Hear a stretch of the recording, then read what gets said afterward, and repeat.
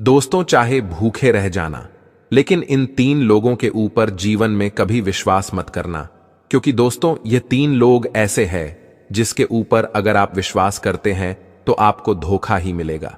दोस्तों, अगर आप जानना चाहते हैं कि वह 3 लोग कौन है जिसके ऊपर अगर आप भी भगवान श्री राम को सच्चे दिल से मानते हो, तो कमेंट में सच्ची श्रद्धा कहानी के जय श्री राम बताने का पूरा प्रयास करेंगे। मैं भगवान श्री राम से प्रार्थना करता हूं जिसके ऊपर विश्वास करने पर आपको जो भी भक्त इस वीडियो को पूरा देखेगा, वीडियो को कमेंट पूर्वक पूरा सच्ची श्रद्धा से जय श्री राम समझ में आ जाएगा। उनके घर परिवार नमस्कार, प्रिय सुख शांति स्वागत है आपसे भर देना और अपना आशीर्वाद हमेशा उसके ऊपर बनाए रखना। चलिए दोस्तों, कहानी को आरंभ करते हैं। दोस्तों, एक बार माता सीता और श्री राम 14 वर्ष के वनवास के दौरान जंगल में कुटिया बनाकर रात्रि में विश्राम कर रहे थे। रात्रि बहुत हो चुकी थी। भगवान श्री राम सो गए थे, परंतु माता सीता जाग रही थी। आज माता सीता को नींद नहीं आ रही थी, वह बेचैनी महसूस कर रही थी। फिर अचानक भगवान श्री राम जी भी जग जाता है। अजर सीता जी को बेचैन देखकर पूछने लगता है कि हे सीते, आप अभी तक सोई नहीं है, क्या बात है? आप बेचैन लग रही हैं, क्या बात है? तब माता सीता भगवान श्री राम से कहती है, हे प्रभु, आज मुझे बेचैनी सी लग रही है, जिसके कहीं मुझे नींद नहीं आ रही है। हे प्रभु, कृपा करके आप मुझे कोई ज्ञानवर्धक कोई कहानी सुना दीजिए जो मेरे जीवन में काम आ जाए। दोस्तों, भगवान श्री राम माता सीता से कहती है कि हे सीते, आज मैं आपको वह कहानी सुनाने जा रहा हूं। बहुत ही महत्वपूर्ण बात मैं आज तुम्हें इस कहानी के माध्यम से बताता हूं, और जो भी मनुष्य मेरी यह कहानी सुन लेगा वह कभी अपने जीवन में धोखा नहीं खा सकता और कभी पराजित नहीं हो सकता। इसलिए तुम इस कहानी को ध्यानपूर्वक पूरा सुनना। फिर माता सीता श्री राम से कहती है कि हे प्रभु, आप कहानी सुनाना प्रारंभ करिए, मैं पूरे ध्यानपूर्वक कहानी को पूरा सुनूंगी। दोस्तों, तब भगवान श्री राम माता सीता को कहानी सुनना प्रारंभ करता है और कहता है कि हे सीते, प्राचीन समय की बात है। किसी नगर में एक राजा राज्य करता था। वह राजा बड़ा ही बलवान योद्धा था। उस राजा के बल और शौर्य की बातें दूर दूर तक होती थीं। उस बलवान राजा के 4 पुत्र थे और राजा के चारों राजकुमार दिखने में बहुत ही सुंदर थे और अपने पिता की ही तरह बहुत बलवान थे। सभी गुणों की शिक्षा लेते लेते वह चारों राजकुमार धीरे धीरे जवान होते गए। बल और साहस में वह चारों अपने पिता की ही परछाई थे। कई बार उन्होंने अपने पिता के साथ युद्ध लड़ा और युद्ध में जीत भी हासिल किया, जिसके कारण उन्हें अपने बल पर बहुत घमंड भी था। प्रिय दर्शकों, वह राजा अपने चारों पुत्रों को बहुत चाहता था, और तो और वह राजा जब भी कोई कार्य करता था तो वह अपने चारों पुत्रों को अपने पास बुलाकर उनसे सलाह लिया करता था। प्रिय दर्शकों, जो व्यक्ति अपने घर में अपने से छोटों की भी राय लेते हैं, उनके घर में कभी आपस में लड़ाई झगड़ा नहीं होता है, और कभी कभी अपने से उम्र में छोटे लोग भी बहुत ज्ञान की बात बता दिया करते हैं। दर्शकों, धीरे धीरे चारों राजकुमार जब बड़े हो गए तो वह चारों जंगल में शिकार करने के लिए जाने लगे। एक दिन राजा ने अपने चारों बेटों को अपने पास बुलाकर उन्हें समझाया कि पुत्रों, तुम चारों अब जवान हो गए हो, इसलिए अपनी इच्छा से चाहे जहां घूम फिर सकते हो। लेकिन तुम लोग मेरी एक बात कभी भी मत भूलना बेटा, आप लोग जब भी शिकार करने के लिए जाओ तो हमारे राज्य की आगे वाली दिशा में ही जाना। गलती से भी कभी हमारे राज्य के पीछे वाली दिशा की ओर मर जाना। अगर पुत्रों, आप लोग कभी भी भूलवश भी राज्य के पीछे की दिशा की ओर चले गए तो आप लोग बहुत बड़े संकट में से गिर जाओगे। प्रिय दर्शकों, भगवान श्री राम माता सीता से आगे कहता है कि हे सीते, राजा के चारों पुत्रों ने अपने पिता की बात को बड़े ध्यानपूर्वक सुना और राज्य के पीछे न जाने का वचन दिया कि पिताजी, हम आपकी यह बात हमेशा याद रखेंगे। हम भूल से भी कभी राज्य के पीछे वाली दिशा में शिकार करने के लिए नहीं जाएंगे। प्रिय दर्शकों, भगवान श्री राम माता सीता से आगे कहता है कि हे सीते, अब अगला दिन होता है, और हर दिन की तरह जब वह चारों राजकुमार अपने घोड़ों पर सवार होकर अपने पिता के आदेश के अनुसार राज्य के आगे वाली दिशाओं में शिकार करने के लिए जाने लगे, और वह चारों राजकुमार अब राज्य के पीछे वाली दिशा की ओर शिकार करने के लिए नहीं जाते थे। इसी प्रकार आगे की तीनों दिशाओं में कई दिनों तक वह चारों शिकार करते रहे। प्रिय दर्शकों, एक दिन की बात है। राजा के चारों राजकुमार जब शिकार करने के लिए जंगल में गए तो पूरे दिन तो वह शिकार को ढूंढते रहे, लेकिन उन्हें कहीं कोई शिकार नहीं मिला। अब शिकार ढूंढते ढूंढते शाम हो जाती है तो वह चारों राजकुमार अपने महल में लौटने लगते हैं। पूरे दिन परिश्रम करने पर भी उन्हें कोई शिकार नहीं मिला था। अब वह चारों इस बात से बड़े दुखी थे। सुबह से धूप में शिकार को ढूंढते ढूंढते चारों राजकुमार अब बहुत थक चुके थे। भूख प्यास के कारण उनकी हालत और भी ज्यादा खराब थी। वह चारों राजकुमार प्यास और थकान के कारण एक घने पेड़ के नीचे बैठकर कुछ विश्राम करने लगते हैं। चारों राजकुमार जब विश्राम कर रहे थे तो उसी समय सबसे छोटा राजकुमार, जो स्वभाव से कुछ चंचल था, उसने अपने बड़े भाई से कहा कि बड़े भैया, एक बात मुझे बहुत परेशान कर रही है कि हमारे पिताजी ने हमें राज्य के आगे वाली दिशाओं में शिकार करने का मना नहीं किया है, तो फिर पिताजी ने हमें राज्य के पीछे वाली दिशा में शिकार करने के लिए जाने से मना क्यों किया है? आखिर क्या बात हो सकती है? पिताजी ने ऐसा क्यों कहा है? हो ना हो, इसके पीछे कोई बड़ी बात ही होगी। हमें तो लगता है कि हमारे पिताजी ने राज्य के आगे वाले सभी राजाओं को तो पराजित कर दिया होगा, लेकिन पिताजी राज्य के पीछे वाले राजा से युद्ध में जरूर हार गए होंगे, इसीलिए उन्होंने हमें राज्य के पीछे जाने के लिए मना किया है। तब बड़ा राजकुमार कहने लगा, नहीं भाई, ऐसा कदापि नहीं हो सकता। तो छोटा राजकुमार कहने लगा, भैया, मुझे तो कुछ ऐसा ही लगता है कि हमारे पिता राज्य के पीछे वाले राजा से युद्ध में हार गए हैं और उसी राजा के डर की वजह से पिताजी ने हम लोगों से मना किया है कि हम राज्य के पीछे शिकार करने न जाएं। मेरा तो मानना है कि कल सुबह हमें राज्य के पीछे वाली दिशा में चलकर देखना चाहिए और इस बात का पता लगाना चाहिए। वैसे भी हम चारों राजकुमार बलवान भी हैं और महान योद्धा भी हैं। हमें अपनी वीरता पर जरा भी संदेह नहीं करना चाहिए। अगर हम राज्य के पीछे वाली दिशा में जाएंगे तो राज्य में हमारी और भी अधिक प्रशंसा होगी। कल सुबह हम चारों राज्यों के पीछे वाली दिशा में ही जाएंगे और जाकर देखेंगे कि हमारी बात सत्य है या नहीं, कि राज्य के पीछे वाले राजा से हमारे पिता हार चुके हैं। प्रिय दर्शकों, भगवान श्री राम माता सीता से आगे कहता है कि हे सीते, छोटे राजकुमार की बात सुनकर बड़े राजकुमारों को भी लगने लगा कि शायद हमारे पिता उस राजा से हार गए होंगे। अब तो वह छोटे राजकुमार के कहे अनुसार तीनों बड़े राजकुमार राज्य के पीछे वाली दिशा में जाने के लिए तैयार हो गए और कहने लगे, ठीक है भाई, कल सुबह हम राज्य के पीछे की ओर ही चलेंगे।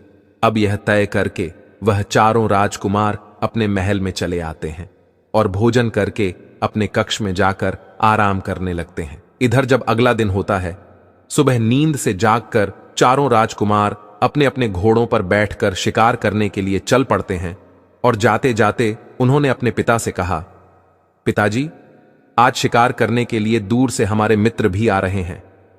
हमें आज रात लौटने में कुछ देर हो आएगी। अगर ज्यादा देर हो जाए तो आप चिंता मत करना। राजा ने कहा, मेरे बलवान बेटों, आपकी जैसी इच्छा, हमें आप चारों की वीरता पर पूरा विश्वास है। फिर भी आप महल में जल्दी लौटने का प्रयास करना। प्रिय दर्शकों, भगवान श्री राम माता सीता से आगे कहता है कि हे सीते, अपने पिता से इतना कहकर वह चारों पुत्र शिकार करने के लिए निकल पड़ते हैं। आज वह चारों राज्य के आगे न जाकर राज्य के पीछे वाली दिशा में चल दिए और कुछ देर चलने के बाद वह अपने राज्य की सीमा से बाहर निकल गए। सीमा पार करके चारों राजकुमार चोरों ने अपने राजसी घोड़े तो वहीं छोड़ दिए और वह अपना भेष बदलकर आगे के लिए चलने लगे। चारों राजकुमार पैदल पैदल चलते हुए जंगल के मार्ग से चलते जा रहे थे। कई घंटों तक पैदल चलने के बाद वह बहुत दूर निकल आए थे और एक घने जंगल में जा पहुंचे थे।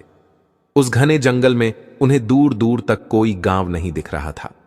धूप में पैदल चलते चलते उन चारों राजकुमारों को बहुत जोर की प्यास भी लगने लगी थी। अब चारों राजकुमारों एक छायादार पेड़ के पास में बैठकर आराम करने लगते हैं। उनकी प्यास अब बढ़ती ही जा रही थी और इधर धीरे धीरे सूरज ढल चुका था। जंगल में बहुत अंधेरा हो गया था। तभी छोटा राजकुमार उस पेड़ पर ऊपर चढ़कर बैठ जाता है तो छोटे राजकुमार को उस जंगल में कुछ दूरी पर एक घर दिखाई देता है। कुछ दूरी पर एक कच्चा घर बना हुआ था और उस घर के बाहर आग भी जल रही थी। छोटे राजकुमार को घर दिखाई दे रहा था और उसके पास में जलती हुई आग भी उसे दिख रही थी। यह देखकर छोटा राजकुमार पेड़ से नीचे उतरता है और कहता है, बड़े भैया आप चिंता मत करो, आपकी प्यास बुझने वाली है, मैंने देख लिया है। तब तीनों बड़े राजकुमारों ने पूछा, क्या हुआ भाई, तुमने ऐसा क्या देख लिया है जो इतना खुश हो रहे हो? तब छोटा राजकुमार कहता है, बड़े भैया मैंने देखा है कि यहां से कुछ दूरी पर एक कच्चा घर है और वहां पर आग भी जल रही है। अगर हम चारों उस घर तक पहुंच जाएं तो वहां हमें पानी जरूर मिल सकता है। प्रिय दर्शकों, भगवान श्री राम माता सीता से आगे कहता है कि हे सीते। राजकुमार की ऐसी बात सुनकर वह तीनों चारों राजकुमार बहुत प्रसन्न होते हैं और अपने छोटे भाई को गले लगा लेते हैं। अब वह चारों उसी जगह पर पहुंच जाते हैं जहां वह कच्चा घर बना हुआ था। उस घर के बाहर एक कुआं भी दिखाई दे रहा था। कुआं को देखकर चारों भाई खुशी से उछलने लगते हैं कि अब तो हम खूब सारा पानी पिएंगे। प्रिय दर्शकों, भगवान श्री राम माता सीता से आगे कहता है कि हे सीते, जब उन्होंने कुएं के अंदर झांक कर देखा तो उस कुएं में पानी तो भरा हुआ था, लेकिन पानी बहुत नीचे था। कुएं के पास एक बाल्टी भी रखी हुई थी, मगर उस बाल्टी में रस्सी नहीं थी। अब वह चारों भाई सोचने लगे कि भाई पानी तो मिल गया है, लेकिन बिना रस्सी के जल निकाले कैसे? अगर यह जल हम लोगों को नहीं मिला तो प्यास के मारे हमारी मृत्यु यही हो जाएगी। तब बड़े भाई ने छोटे भाई से कहा, मैं घर में जाकर पूछकर कोई न कोई तो इस घर में जरूर रहता होगा। जब घर के बाहर कुआं है तो फिर घर के अंदर रस्सी भी होगी। तुम जल्दी से जाओ और उस घर से रस्सी मांग कर लाओ। प्रिय दर्शकों, भगवान श्री राम माता सीता से आगे कहता है कि हे सीते। वह तीनों राजकुमार वहीं कुएं के पास बैठ गए और छोटा राजकुमार रस्सी लेने के लिए उस घर के द्वार पर चला गया। जब वह राजकुमार घर के पास में पहुंचा और आवाज लगाई कि अंदर कोई है, सुनिए, हमें रस्सी दे दीजिए ताकि हम कुएं से पानी निकाल सकें। हम चारों भाई बहुत प्यासे हैं, अगर हमको पानी नहीं मिला तो हम प्यास के मारे मर जाएंगे। दर्शकों, जैसे ही उस छोटे राजकुमार ने आवाज लगाई तो उस घर में से एक बहुत सुंदर लड़की निकल कर आई। राजकुमार ने विनती करते हुए कहा, सुनिए, हम चारों भाई प्यास से व्याकुल हैं। हम 4 लोग हैं और हम सब प्यासे हैं। सब लोग उस कुएं के पास बैठे हैं। मैं आपके पास रस्सी लेने आया हूं। एक बाल्टी तो वहां रखी है, लेकिन उसमें रस्सी नहीं है। अगर आपके घर में रस्सी मिल जाए तो आपका बड़ा उपकार होगा। प्रिय दर्शकों, भगवान श्री राम माता सीता से आगे कहता है कि हे सीते। वह लड़की बहुत रूपवान थी और वह छोटा राजकुमार भी बड़ा रूपवान था। वह लड़की उसे देखते ही उस पर मोहित हो गई। सोचने लगी, आज तो घर बैठे राजकुमार चलकर आया है, इस खूबसूरत युवक को मैं अपना पति बनाऊंगी। वह लड़की द्वार पर खड़े खड़े उसे देखती ही रह गई। राजकुमार कहता है, हे लड़की, तुम किस सोच में पड़ गई हो? अगर आपके पास रस्सी हो तो हमें दे दो। दर्शकों, वह लड़की जो थी उस राजकुमार से कहती है, ठीक है, कुछ समय रुको, मैं अपनी बड़ी बहन से पूछ कर आती हूं। तब वह सुंदर लड़की अंदर जाती है और अपनी बड़ी बहन से कहती है कि बहन, एक युवक आया है जो देखने में राजकुमार मालूम पड़ता है। वह द्वार पर खड़ा है और रस्सी लेने के लिए आया है। बेचारा प्यास से व्याकुल है। दर्शकों, इतनी बात सुनकर उसकी बड़ी बहन भी द्वार पर पहुंच जाती है और उस राजकुमार को देखती है तो राजकुमार कहता है कि हे देवी, आपके घर से अगर हमें रस्सी मिल जाए तो हमें कुएं से पानी निकालकर पीने में आसानी हो जाएगी। हम चारों भाई बहुत प्यासे हैं, आपका बड़ा उपकार होगा, कृपया हमें रस्सी दे दो। छोटे राजकुमार की बात सुनकर उसकी बड़ी बहन कहती है कि रस्सी तो आपको हमारे पास मिल जाएगी, मगर आप लोगों को हमारी एक शर्त मानना पड़ेगा।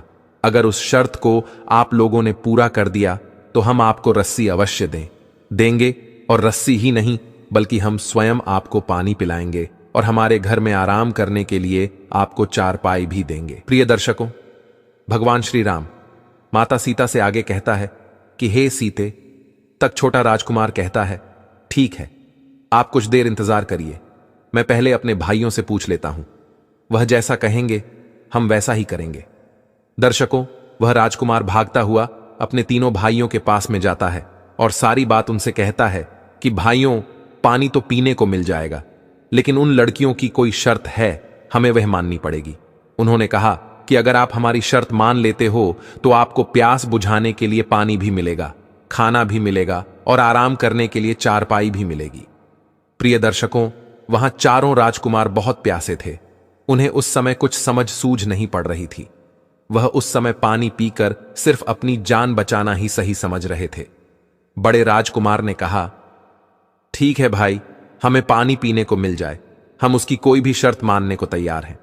प्रिय दर्शकों, भगवान श्री राम माता सीता से आगे कहता है कि हे सीते, इस प्रकार अपने तीनों भाइयों से पूछकर वह छोटा राजकुमार एक बार फिर उसी घर के द्वार पर उस रूपवान लड़की की बड़ी बहन के पास आ जाता है और कहने लगा, हमारे जो बड़े भाई हैं वह आपकी हर शर्त मानने को तैयार हैं, लेकिन हमें जल्दी से पानी पिला दीजिए और यह भी बता दीजिए कि आपकी शर्त क्या है। दर्शकों, तब उस लड़की की बड़ी बहन कहती है कि है नौजवान, हम लोगों की शर्त यह है कि हम भी 4 बहनें हैं और हम चारों बहनें बहुत रूपवान हैं और अभी तक हम कुंवारी हैं। आज तक हमें तुम्हारे जैसा कोई हट्टा कट्टा पुरुष नहीं मिला है, इसलिए अब तक हम कुंवारी हैं। अगर तुम चाहो तो तुम चारों भाई हम चारों बहनों से विवाह कर लो, तो हम अपने घर में बैठाकर तुम्हें पानी पिलाएंगे, स्वादिष्ट खाना भी खाने को देंगे और यहां आराम करने के लिए तुम्हें चारपाई भी देंगे। प्रिय दर्शकों, भगवान श्री राम माता सीता से आगे कहता है कि हे सीते, उस लड़की की इतनी बात सुनकर छोटा राजकुमार हैरान रह गया। वह सोचने लगा कि यह कैसी शर्त है, बिना माता पिता की आज्ञा के हम चारों भाई विवाह कैसे कर सकते हैं। अब वह छोटा राजकुमार भागता हुआ अपने भाइयों के पास जाता है और उनकी शर्त के बारे में बताता है कि बड़े भैया, उस रूपवान लड़की की 3 बहनें और हैं। अगर हम चारों उन चारों बहनों से विवाह कर लेते हैं तब तो हमें पानी पीने को मिल जाएगा, नहीं तो हमें प्यासे ही मरना पड़ेगा। इस लड़की ने कहा है कि अगर हम उसकी बात मान लेंगे तो हमें पीने के लिए पानी भी मिलेगा, खाने के लिए स्वादिष्ट खाना भी मिलेगा का और आराम करने के लिए चारपाई भी मिलेगी, और यदि उनकी शर्त नहीं मानी तो पानी क्या, यहां हमें बैठने को भी नहीं मिलेगा। दर्शकों, तब एक राजकुमार ने कहा कि भैया, हम उनसे विवाह कैसे कर सकते हैं? अगर हम उनसे विवाह कर लेंगे तो हमारे पिताजी नाराज हो जाएंगे। पिता के मान सम्मान का हमारे पिता तो हमारा विवाह बड़े बड़े राजाओं की राजकुमारियों से कराना चाहते हैं। तब बड़ा राजकुमार कहने लगा, सुनो भाइयों, अगर हम जीवित बच पाएंगे तभी तो हमारे पिता हम लोगों का विवाह कर पाएंगे। अगर आप लोग यह भूल गए हैं कि अगर हम लोगों को जल्दी से पानी नहीं मिला तो हम वैसे भी मर जाएंगे। अब जो होगा देखा जाएगा। पहले पानी पी करके अपनी प्यास बुझाते हैं, उसके बाद देखते हैं कि पिताजी को क्या कहना है। और वैसे भी हम राजकुमार हैं, एक राजा के पुत्र हैं, हम एक नहीं कई विवाह कर सकते हैं, इसमें कोई समस्या की बात नहीं है। इसलिए पहले यहां इनसे विवाह कर लेते हैं और पानी पी करके अपनी जान बचाते हैं। प्रिय दर्शकों, भगवान श्री राम माता सीता से आगे कहता है कि हे सीते, चारों राजकुमार झूठे वह चारों सुंदर लड़कियों से विवाह करने के लिए तैयार हो जाते हैं। अब तो वह चारों राजकुमार उन चारों बहनों के घर जाते हैं और उन चारों कन्याओं से कहते हैं कि हमें आप लोगों की शर्त स्वीकार है, आप हमें पानी पिला दो। दर्शकों, यह सुनकर वह चारों बहनें खुश हो जाती हैं। वह बड़े सम्मान से उन चारों राजकुमारों को जल पिलाती है। जल पीने के बाद उन्हें कुछ राहत मिलती है। फिर वह लड़कियां जल्दी जल्दी स्वादिष्ट खाना बनाती है और उन चारों को खाना खिलाती है। दर्शकों, खाना खिलाने के बाद वह लड़ी क्या कहती है कि है राजकुमारों, हम विवाह की तैयारी कर लेते हैं, तब तक आप चारों विवाह के लिए तैयार हो जाइए। दर्शकों, जब चारों राजकुमार पानी पी लेते हैं तो बीच वाले राजकुमार के मन में आता है कि हमें जिसकी जरूरत थी वह हमें तो मिल ही गया है, अब हम इनकी कोई शर्त भी नहीं माने तो यह हमारा क्या कर सकती है। हम चारों इतने बलवान हैं, इन कोमल लड़कियों को उठाकर पटक देंगे। अब यही सोचकर बीच वाला राजकुमार कहता है कि है लड़कियों, हमें तुमसे कोई विवाह नहीं करना है, हमने तो पानी पीने के लिए तुमसे कह दिया था, परंतु हम अपने पिताजी से पूछे बिना विवाह नहीं कर सकते। अब हम यहां से जा रहे हैं। दर्शकों, उस राजकुमार की ऐसी बातें सुनने के बाद वह लड़कियां अपने असली रूप में आ जाती हैं और वह एक राक्षसी थी। उनके बड़े बड़े नाखून थे और उनके बड़े बड़े दांत थे। उनका ऐसा रूप देखकर चारों राजकुमार डर जाते हैं और कहते हैं कि हे लड़कियों, हमें माफ कर दो, हम तुमसे विवाह करने के लिए तैयार हैं। दर्शकों, बड़ा राजकुमार अपने भाइयों को समझाता है और कहता है कि यह राक्षसी है, अगर हमने उनकी बात नहीं मानी तो यह हमको मार डालेंगे। प्रिय दर्शकों, भगवान श्री राम माता सीता से आगे कहता है कि हे सीते, अब तो उन चारों का विवाह हो जाता है और विवाह करके वहां चारों लड़कियां बड़ी खुश थीं। वह अपने अपने पति के साथ खूब मौज मस्ती करती थी और अपने पतियों को रोज स्वादिष्ट स्वादिष्ट भोजन बनाकर खिलाया करती थी। दर्शकों, इस प्रकार कई दिन निकल जाते हैं। पत्नियों के हाथ का स्वादिष्ट भोजन खाकर चारों राजकुमार खूब मोटे ताजे हो रहे थे। चारों राजकुमारों के चेहरे पर अलग ही तेज चमक रहा था। तभी तीनों बड़े राजकुमार देखते हैं कि हमारा छोटा भाई सूख चुका है और इतना स्वादिष्ट भोजन मिलने के बाद भी यह इतना पतला होता जा रहा है। तब बड़ा राजकुमार अपने छोटे भाई से पूछता है कि भाई तुम्हें क्या हो गया है, तुम्हारी तबीयत खराब नहीं है, इतना स्वादिष्ट भोजन हमें यहां मिलता है लेकिन तुम उसके बाद भी सूखते ही जा रहे हो, क्या तुम्हें कोई दुख तकलीफ है? तब छोटा राजकुमार बताता है कि भैया मेरी पत्नी मुझे प्रेम से खाना नहीं खिलाती है। मैं जब भी उसके साथ खाना खाने बैठता हूं तो वहीं दूसरी ओर मुंह करके रोने लगती है और उसको रोता देखकर मुझसे खाना नहीं खिलाता है और मैं भूखा रह जाता हूं। इसलिए मैं इतना सूख चुका हूं, मुझे समझ में नहीं आता है कि मेरी पत्नी क्यों रोती है और वह बताती भी नहीं है। दर्शकों, तब उसका बड़ा भाई कहता है, यानी बड़ा राजकुमार कहता है कि भाई जरूर कोई तो वजह होगी, तुम्हारी पत्नी ऐसे क्यों रोती है, वह तुम्हें खाना खिलाते समय ही क्यों रोती है, इसका जरूर कोई कारण होगा, तुम्हें उससे पूछना चाहिए कि वह क्यों रोती है। तब वह छोटा राजकुमार कहता है कि भैया मैंने उससे 1000 बार पूछा है परंतु वहां मुझे नहीं बताती है कि वह क्यों रोती है। वह बस इतना बोल देती है कि मेरी आदत है रोने की, जब भी मेरा रोने का मन होता है तो मैं रोने लगती हूं। वह ऐसे ही कोई ना कोई बहाना बना देती है परंतु वह बताती नहीं है कि मेरे खाना खाते समय वह क्यों रोती है। और भैया मेरे सूखकर पतले होने का एक और कारण है कि मुझे अपने घर की बहुत याद आती है, मुझे पिताजी और माता की बहुत याद आती है।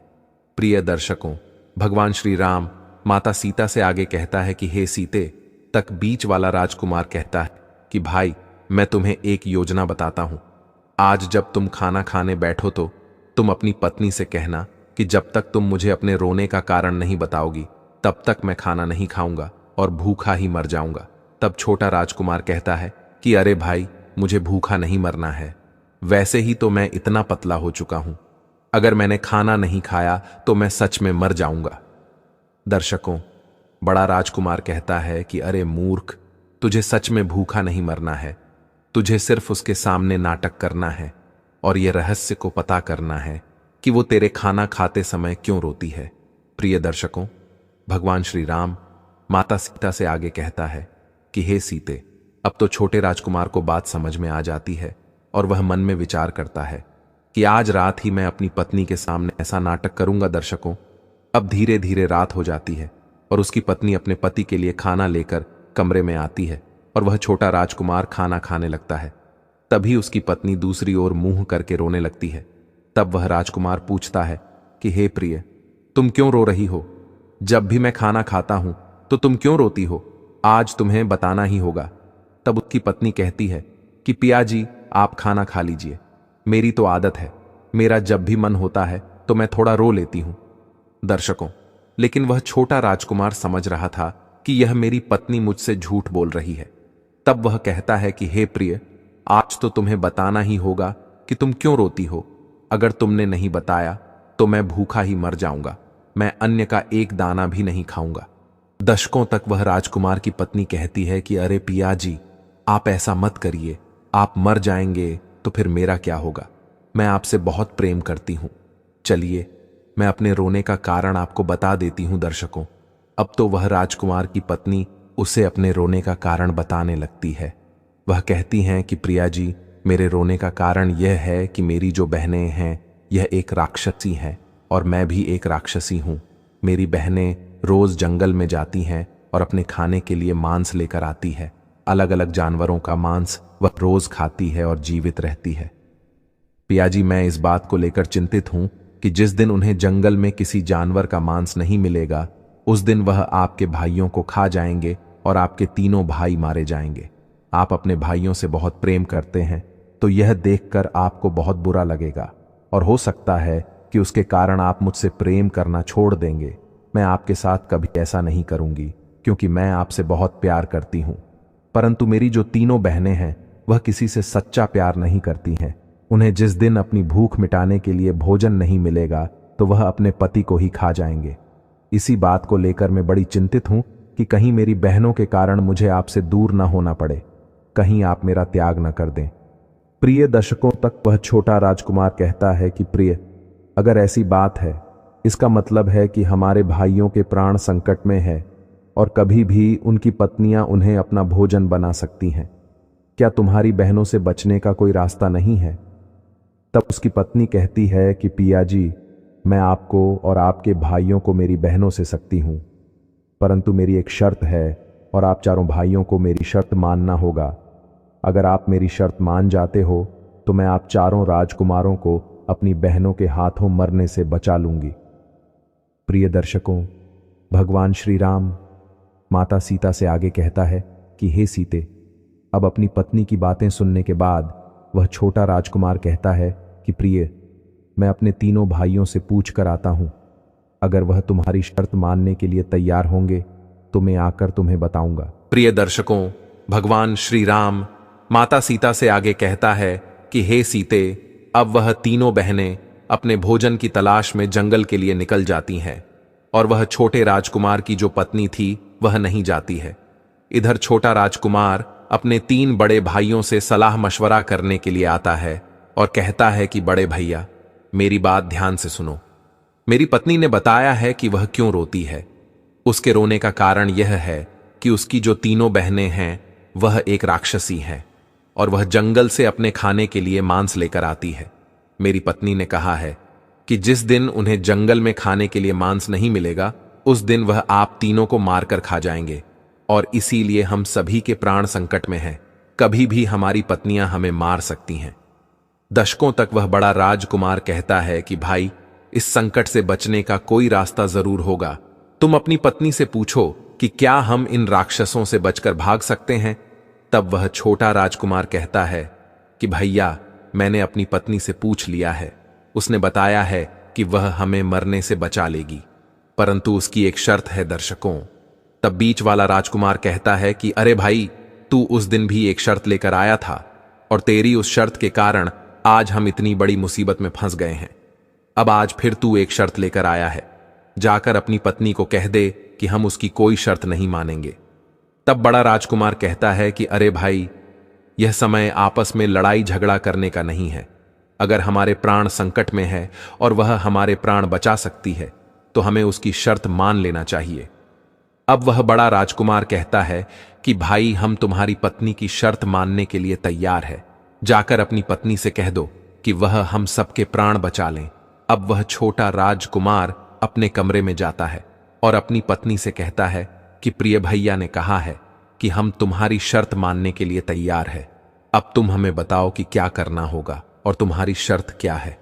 प्रिय दर्शकों, भगवान श्री राम माता सीता से आगे कहता है कि हे सीते, तक वह कहती हैं कि प्रिया जी, मेरी बस एक ही शर्त है कि मैं आपके साथ अपना जीवन बिताना चाहती हूं। मरते दम तक मैं आपके साथ रहना चाहती हूं, इसलिए आपको अपने साथ साथ मेरे प्राण भी बचाना होगा। यही मेरी शर्त है। दर्शकों, अब तो वह छोटा राजकुमार कहता है कि प्रिया, अगर तुम हमारे प्राण बचा रही हो और अपनी बहनों से धोखा कर रही हो तो हम तुम्हारे प्राण अवश्य बचाएंगे। तुम बताओ कि हमें क्या करना होगा। दर्शकों, अब बहुत छोटे राजकुमार की पत्नी उसे बताती है कि पिया जी, आपको शिकार करने के लिए जंगल में जाना होगा। आप चारों राजकुमार को एक साथ जाना होगा और वह जंगल में जाकर अपने आप को घायल करना होगा और वापस आना होगा। जब आप घायल होकर वापस आएंगे तो मेरी बहनें आप लोगों से पूछेंगे कि जंगल में क्या हो गया और आप घायल कैसे हो गए। तब आपको बताना होगा कि जंगल में कुछ लुटेरे आए थे जिनके घोड़े बहुत तेज भागते हैं और उन्होंने हमारे घोड़े लूट लिए हैं और हमारा धन भी लूट लिया है। हमारे घोड़े बहुत धीरे भागते हैं, इसलिए हम उनसे हार गए और पराजित हो गए। प्रिय दर्शकों, भगवान श्री राम माता सीता से आगे कहता है कि हे सीते, उस छोटे राजकुमार की पत्नी आगे कहती हैं कि प्रिया जी, उसके बाद मेरी बहनें आपसे पूछेंगे कि आप क्या चाहते हो। तब आपको बोलना है कि हमें आपके तेज दौड़ने वाले घोड़े दे दीजिए। हम शिकार करने जाएंगे और अच्छे अच्छे शिकार करके लाएंगे। तब वह मेरी बहनें आपको तेज दौड़ने वाले घोड़े दे देंगी और आप चारों भाई उन घोड़े पर सवार होकर और इस जंगल को पार करके अपने राज्य में चले जाना। अगर एक बार आप इस जंगल को पार करके और जंगल की सीमा से अपने राज्य में पहुंच गए तो मेरी बहनों की शक्ति काम नहीं करेगी, क्योंकि हमारी शक्ति सिर्फ इस जंगल में ही काम करती है और जंगल की सीमा के बाहर हमारी कोई शक्ति काम नहीं करती है। अगर आप में एक बार इस जंगल को पार कर लिया तो मेरी बहन आपका कुछ नहीं बिगाड़ पाएंगे और आपके प्राण बच जाएंगे। प्रिय दर्शकों, भगवान श्री राम माता सीता से आगे कहता है कि हे सीते, अब तो छोटे राजकुमार को अपनी पत्नी की बात समझ में आ गई थी। वह तुरंत अपने भाइयों के पास गया और उनको सारी बात बताई कि किस प्रकार हमें अपने प्राण बचाकर यहां से भागना है। अब तो चारों राजकुमार पूरी योजना को समझ गए थे। अगले ही दिन वह राजकुमार शिकार करने का बहाना करके जंगल में चले जाते हैं और जंगल में जाकर एक दूसरे को घायल कर देते हैं। प्रिय दर्शकों, एक दूसरे को घायल करने के बाद वह चारों राजकुमार वापस घर पर आ जाते हैं और घर आकर जब उनकी पत्नियां देखती हैं कि हमारे पति बहुत घायल हैं और रक्त बह रहा है, तो वह पूछती है कि आपकी ऐसी हालत किसने खड़ी है? इस जंगल में ऐसी किसकी हिम्मत है जो हमारे पति के साथ ऐसा किया है? तब वह चारों राजकुमार बताते हैं कि जंगल में आज लुटेरे आए थे और उनके घोड़े बहुत तेज दौड़ रहे थे। उन्होंने हमारे घोड़े लूट लिए और हमारा धन लूट कर ले गए हैं। हमारे घोड़े बड़े धीरे दौड़ते हैं, इसलिए हम उनसे पराजित हो गए।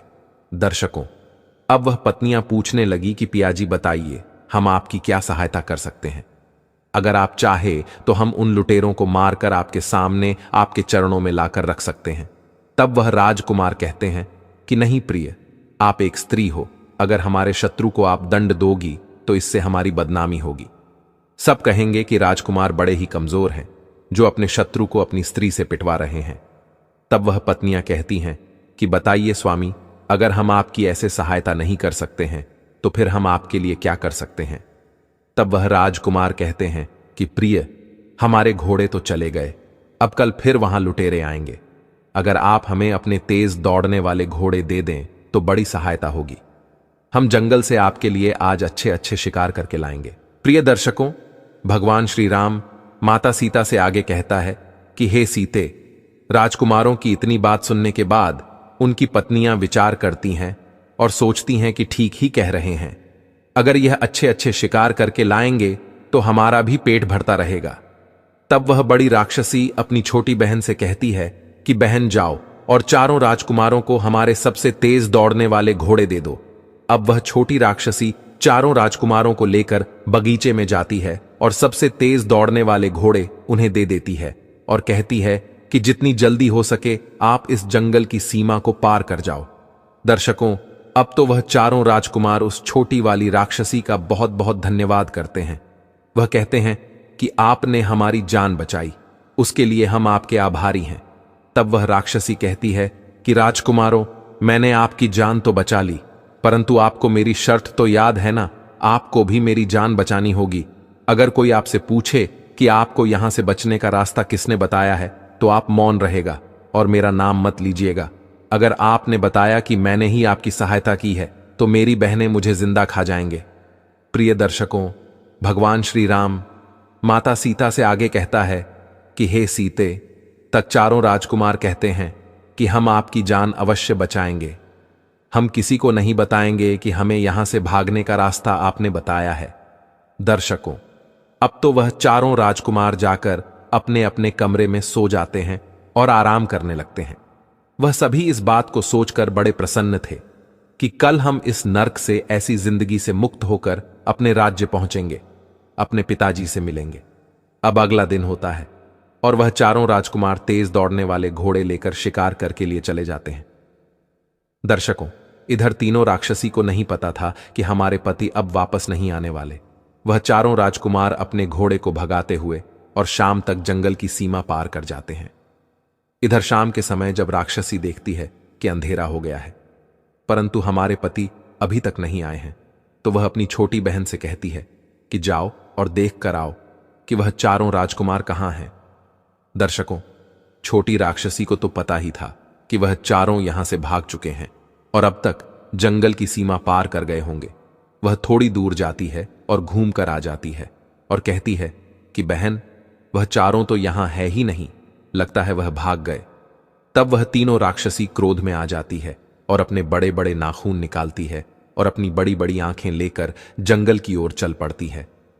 जंगल में चलते चलते वह जंगल की सीमा तक पहुंच जाती है और देखती है कि वह चारों राजकुमार जंगल की सीमा के दूसरी ओर पहुंच गए हैं और अब हम उनका कुछ नहीं बिगाड़ सकते। दर्शकों, यह देखकर बड़ी वाली राक्षसी को बड़ा क्रोध आता है।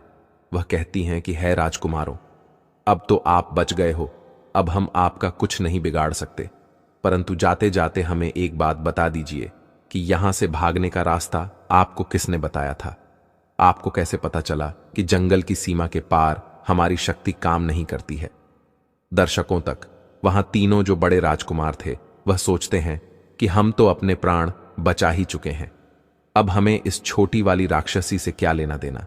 चलो इन्हें बता देते हैं कि तुम्हारी ही छोटी बहन ने तुम्हारे साथ विश्वासघात किया है और हमारे प्राण बचाए हैं। अब तो दर्शकों, वहां तीनों बड़े राजकुमार बताने वाले होते हैं। तभी वह छोटा राजकुमार कहता है कि भैया, कृपया करके आप ऐसा मत करिए। मेरी पत्नी ने हम सबके प्राण बचाए हैं और अंत में हम उसके साथ विश्वासघात नहीं कर सकते। अगर हम ऐसा करेंगे तो हमें बहुत पाप लगेगा। प्रिय दर्शकों, भगवान श्री राम माता सीता से आगे कहता है कि हे सीते, लेकिन वह तीनों बड़े राजकुमार बहुत ही क्रोध में थे और बहुत ही दुष्ट थे। वह अपना वचन भूल गए थे जो उन्होंने उस छोटी राक्षसी को दिया था। वह जंगल की सीमा के उस पार से चिल्लाते हैं कि ही राक्षसी, तुम्हारी छोटी बहन ने ही तुम्हारे साथ विश्वासघात किया है और उसी ने हमें तुमसे बचने का रास्ता बताया है।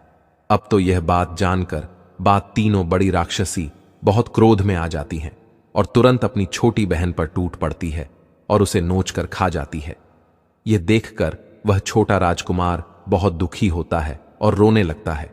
वह कहता है कि भैया, आपने ऐसा क्यों किया?